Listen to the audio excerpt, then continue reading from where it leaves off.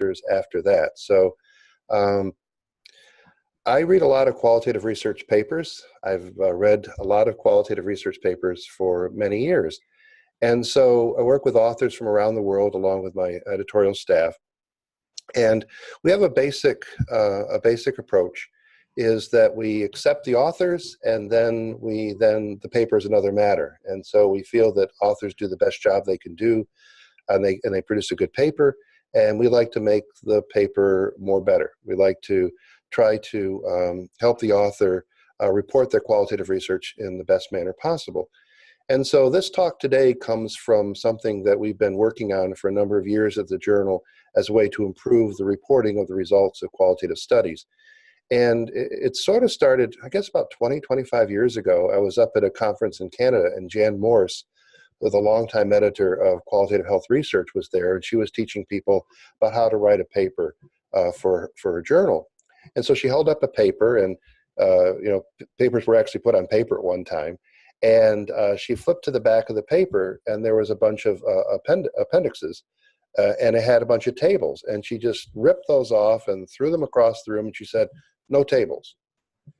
And she said, "They're usually not necessary, they're difficult to copy, to typeset, and they really don't have a place." And so, well, that's interesting. I didn't agree with her at that time, but it got me to think about things that we take for granted in the way we report our qualitative research, when we do our research.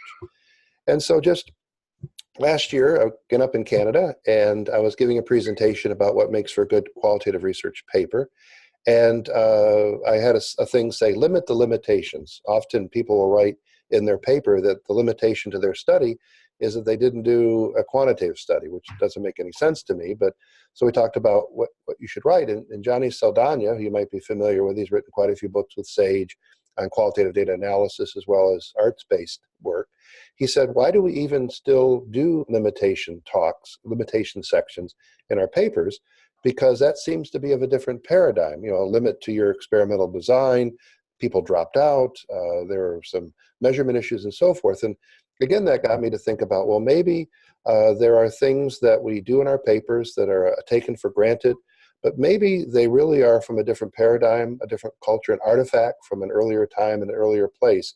It got me to think about how we should present our qualitative findings and our qualitative studies. So that's where this presentation comes from. So let me see if I can go here, and let me do here and share. Okay, so you should have a slide. So this is tabling tables and qualitative research reports, and a closing address here at the conference. So let's see. Okay, here we go. I don't know why it's advancing. Let me see. There we go. So let's start with what's a table. And I think people put tables all the time in their reports, but I don't know if they understand what a table is. So a table is a board. That's where it comes from the Latin. And so it's a board, and it usually has a flat top and a few legs and tabula, like you're familiar with tabula rasa. And so this is the thing I learned when I put together. So how does a piece of furniture and a piece of wood end up being something that we display data through? Why do we use that word? Well, in medieval times, tables were covered with tablecloths that were checkered. You can see where checkers comes from, where backgammon comes from, where chess comes from, is that people used these tables to do different things. And so one of the things that they used to do was to count money, like an exchequer, and would count the money on the table. So in other words, to tabulate. And so stacks of coins were placed on these tables, and that's how a concrete realization of this information. And so then when it came time to using a word for putting tabulations, calculations in displays, in rows and columns, that's where we then just continued to borrow the word table. So I didn't know that when I started this. So that's very interesting why that is. So this is a typical table. They have a tendency to be rectangular with a title at the top, with a column here with rows. And typically in the quantitative work you see where they're full of numbers. And so, as many traditions in qualitative research, we've borrowed from our quantitative heritage, if you wish. So why do people use tables in research reports? Well, you can display data graphically. I'll talk more about that term graphically in a second. For a lot of people think of graphics like a graphic novel that's a comic book, has lots of pictures, but graphic is also a way to describe a particular style of language. And I think that's an important part, considering we don't normally trade in our currency isn't necessarily quantitative, but more qualitative. Tables are a great way to present large amounts of data in a compressed form that you kind of get a snapshot of what's going on. And the idea is to make data more comprehensive. When you think about a multiple regression table or an ANOVA table, you can get lots of information on there, all those wonderful eigenvalues and things like that. You get a wonderful snapshot. I edit a journal called the Journal of Divorce and Remarriage, and so we get qualitative, quantitative, and clinical papers. And I'm always surprised how brief the results section, the data analysis section is, because there's a table and there's a bunch of statistics that are displayed, and then the discussion starts where then the authors discuss whether or not the hypothesis was rejected and so forth, as compared to where normally in a qualitative paper, that's probably the longest section in the paper. In a quantitative paper, because of the good use of a table, they're able to compress all that information down into maybe just a 1 page or even a half a page, and it's very useful in that manner. So when you do that with a qualitative display, this is actually a table from a recent article that we're working on at TQR. And this really has lots of information, like a good table. It's about boarding a bus, and there's a wonderful bus quote. The bus is also the most difficult means of transportation because it is so flexible. I don't think the actual bus is flexible. I think the transportation is flexible, but an initial assumption and so forth and so on. So when you read this has lots of information, but I don't know what all these things mean. I don't know, what do you mean by boarding a bus? I don't know what that quality means to you. I can see that I have a quote here. I don't know, I guess, where this came from. And I don't know how that quote is evidencing the qualitative claim, boarding a bus, that the author is making.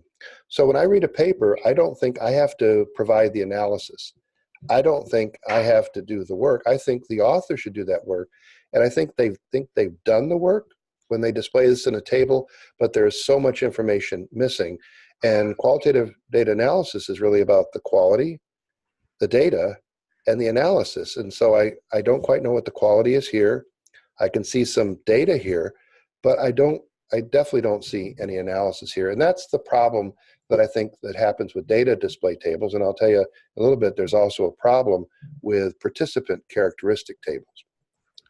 So the trouble is that numbers are great. A correlation of 0.80, I think we all know what that is, but boarding a bus, I'm not quite sure what that means. And so it's important for us to explain that, to make that clear in our work.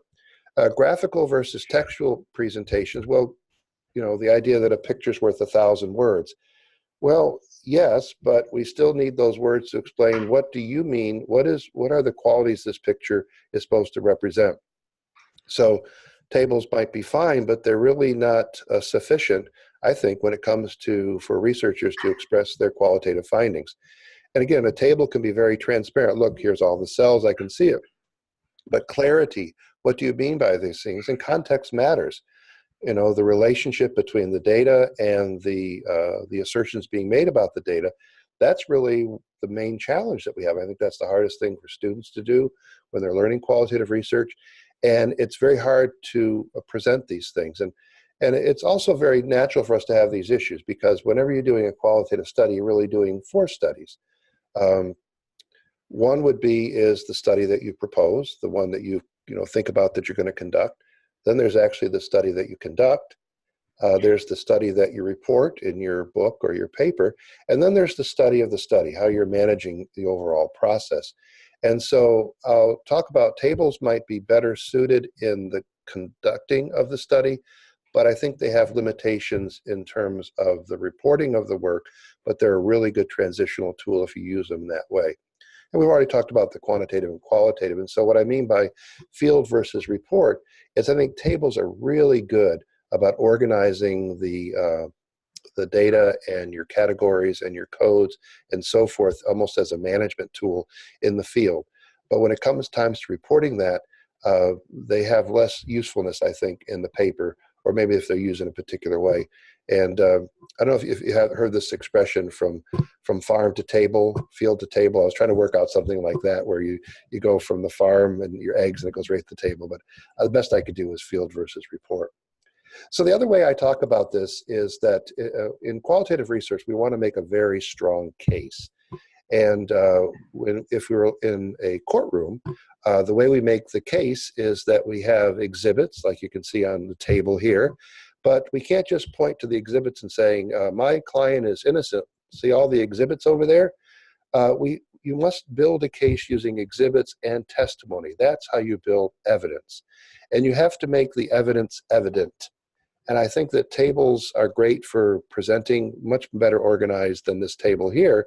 But nonetheless, there has to be testimony. Otherwise, if you just have testimony and you include no data, that's like an opening statement in court. It's just rhetoric. There is no data to support it. So think about it that way. In your paper, you're trying to make a strong case. You might have wonderful excerpts, wonderful examples from your case, but you're really not making a strong case unless you have the testimony. So to table or not to table, well, like any table, you can read the American Psychological Association saying, is it necessary, sufficient, clear? Can someone make a clear judgment? And, there's bigger problems than the table in terms of epistemologically, is this the way you want to present things? So again, looking at this here, this is another one at the train station. Again, this was a great way maybe to organize the information, but it's really, I don't think, sufficient. So let's talk about two different types of tables and ways that the problems I think they cause and the ways that I think you can address it. So participant table troubles. This is what you typically see where someone wants to present all this wonderful information about their participants.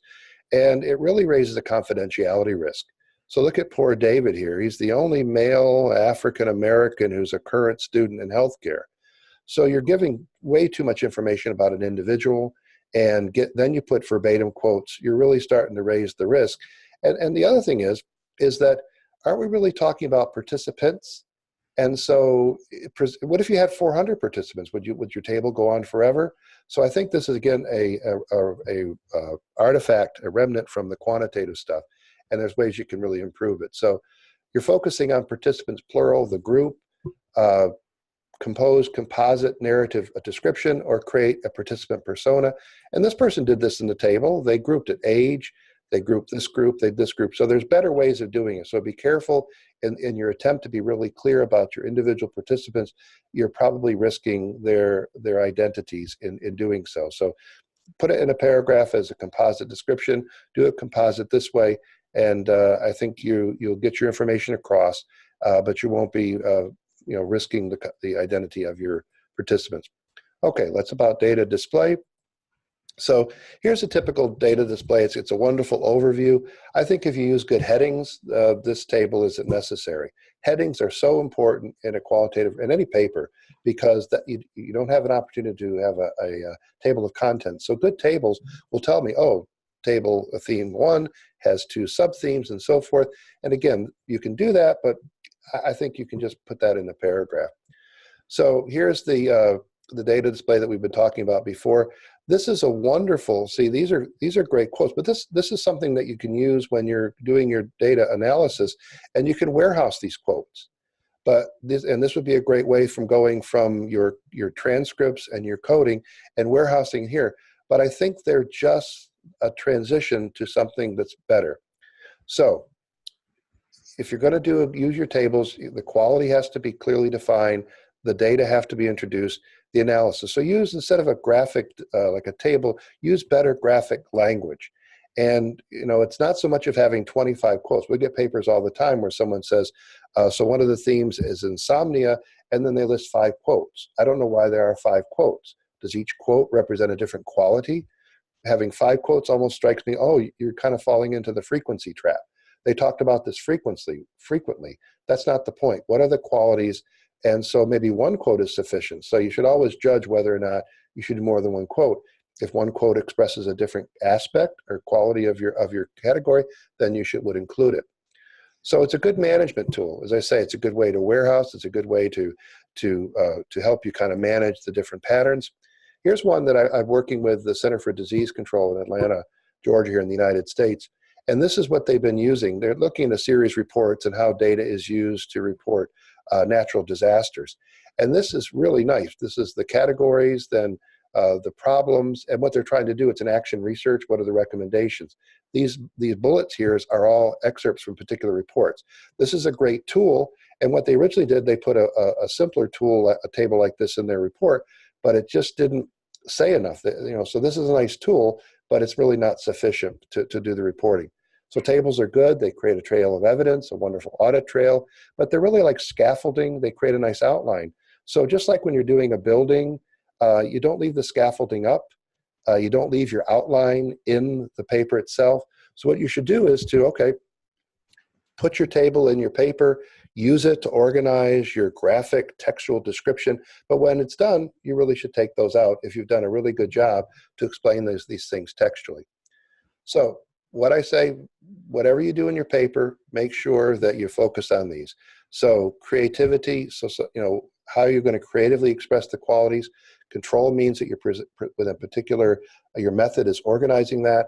You want to be clear, consistent, and coherent. And so the more I thought about this, well, maybe tables isn't the thing. Maybe we should really be focusing on tableau. A tableau is a type of table. It's a surface primarily used for painting. And I think that if you do that, you think about you're shifting from doing counting of coins and counting of numbers, to giving an accounting, telling a story of what your data has said to you. So striking, graphic, vivid representation like this tableau that you see here, and moving from these separate little cells and these separate little rows and columns, which is typical of analysis. Is analysis about separation, but synthesis is about connecting. And I think a tableau metaphor might be a better way to do that. So question and answer time. Oops.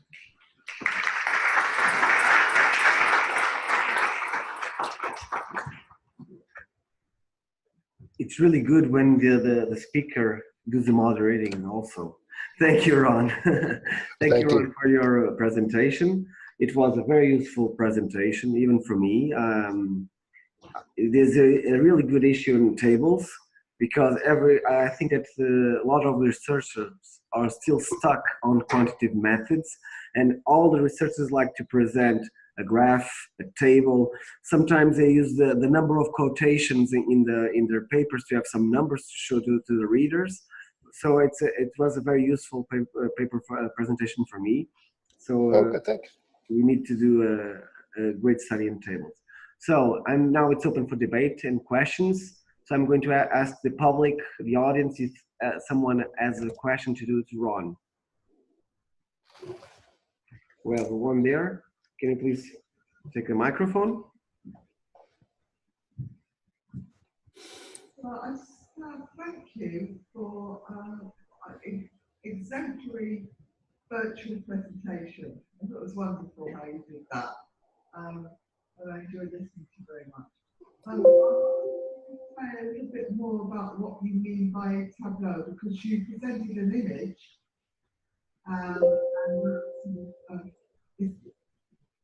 but you can paint an image with words, the image with words. So I wondered if you could just explain a little bit more.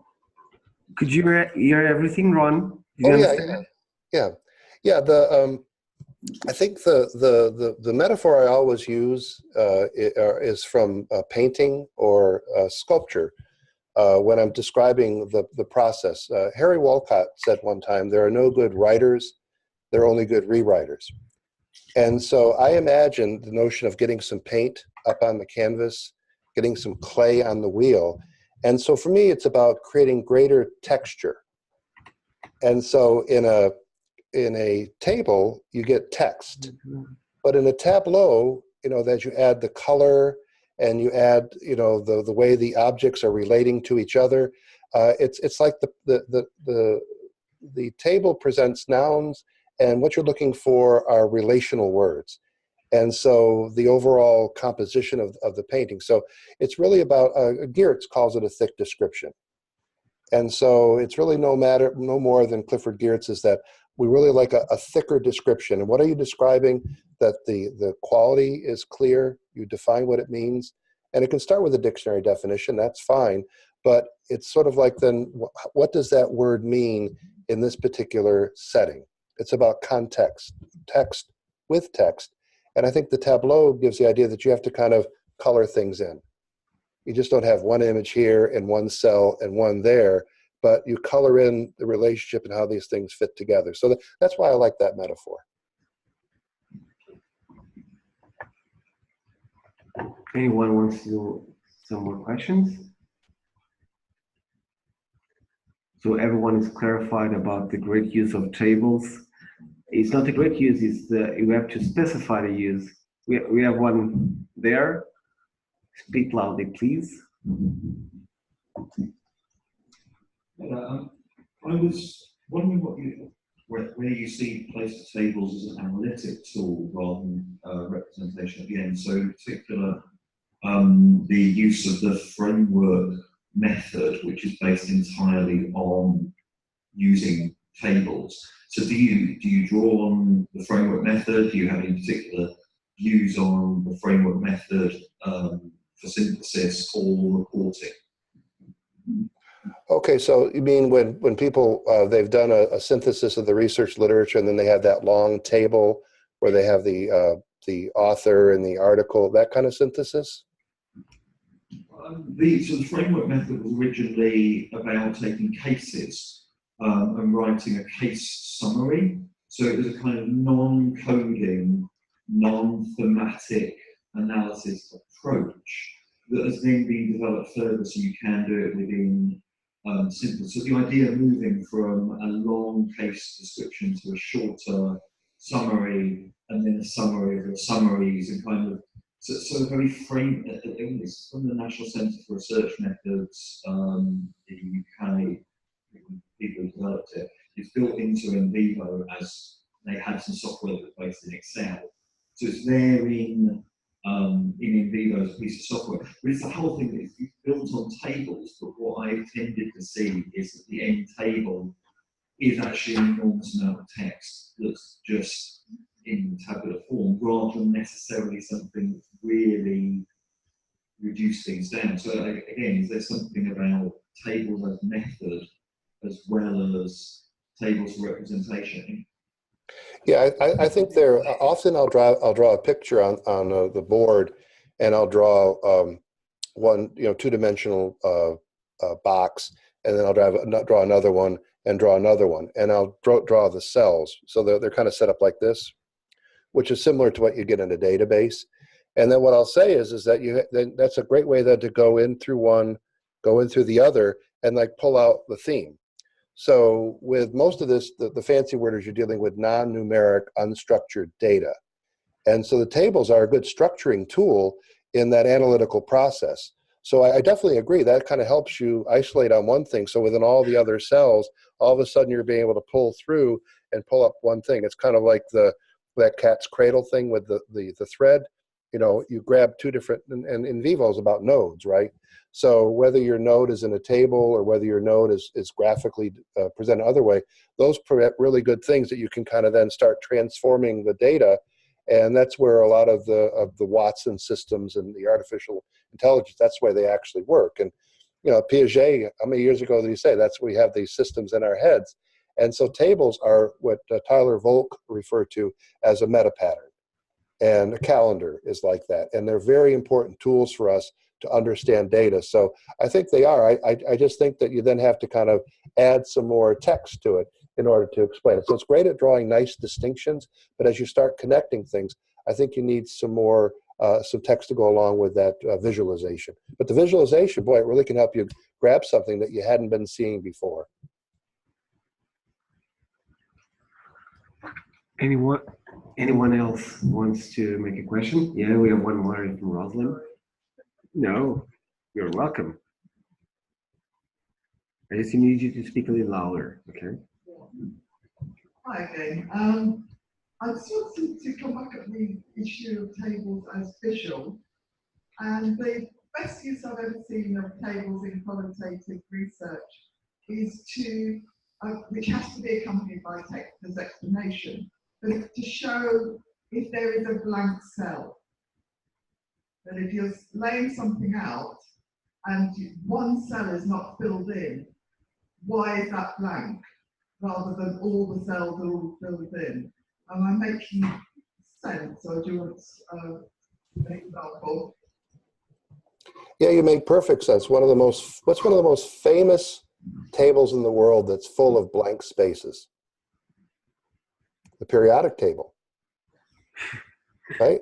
And there's a good book about how that was created, because they knew they didn't know everything. And I think that's what makes the periodic table such a wonderful tool, because they knew there were things they had not yet discovered. And I think that would be a beautiful way to show tables, so that you have not given the impression that everything has been accounted for in some neat little system. And so maybe leaving those blank spaces is exactly what we should be doing with tables.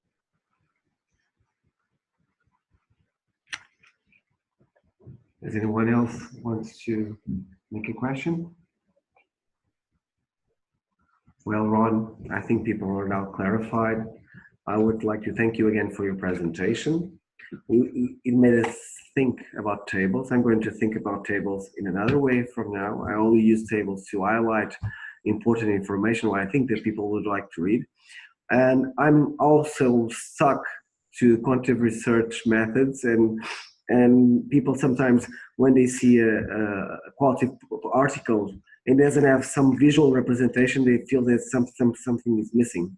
And even some journals ask for the tables, or some ask for a structure like a quantitative study. So thank you a lot for your presentation and for your contribution to my knowledge. Thank you. My pleasure. Thank you so much for this opportunity. Thank you all.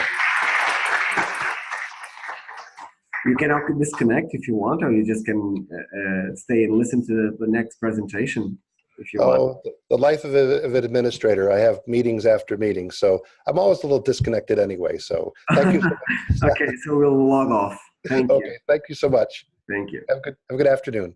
Good afternoon to you.